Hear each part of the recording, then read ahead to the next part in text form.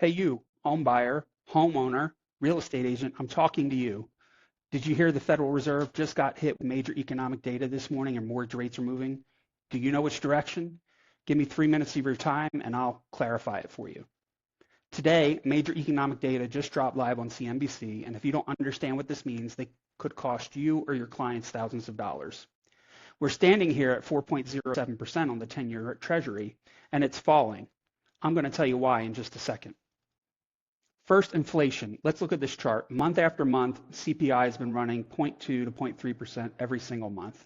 That adds to a core inflation and causes it to be about 2.5%. That's still a half a point above the Fed's target rate of 2%.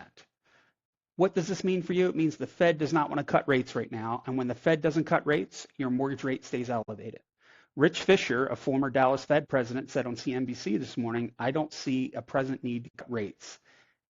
Why does this matter to us? This is coming from a guy who sat in a room with the president and other former chairs of the Federal Reserve throughout the country to pick the next nominee to succeed Jerome Powell in the Federal Reserve.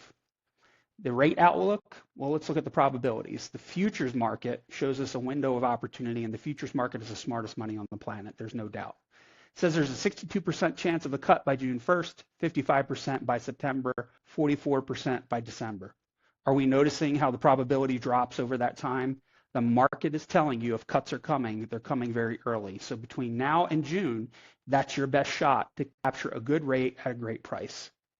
Treasury yields, now this is what most people get wrong. They think that mortgage rates follow the Fed funds rate. They don't. They follow this right here, the Treasury, most of which actually follow this here, the 10-year Treasury. And where that Treasury was today, we opened at 4.05. Lower is better for your mortgage rate, but we peaked out at 4.08 and then finally closed at 4.07. Some of these other indicators are not as important, but there are specific products that are tied to them. So you want to be very, very careful and keep an eye on what's happening in the next few days to weeks. So what does this mean for you? What's your playbook for survival? Number one, stop waiting for a miracle rate drop. 2.5%, 3% is absolutely out of the question in the next 5 to 10 years, I would say, unless we have a major economic event. And anyone telling you that rates are going to crash to 5% tomorrow or promising you 5% today at no cost is misleading you. If rates do ease between now and June as your position yourself to move fast. Get that pre-approval in, have a conversation with your lender. And if you're in the market to buy a home, remember, appreciation in the market does not stop just because rates are higher. That home that you're looking at right now could be $10,000, $20,000, $30,000 more expensive in June. Is that a risk you're willing to take to save 0.25% and maybe $30 a month on your mortgage? I don't think so. Number three, get with your lender, ask them about a float down lock. With the treasuries moving, it's the smartest way you can hedge your leverage right now.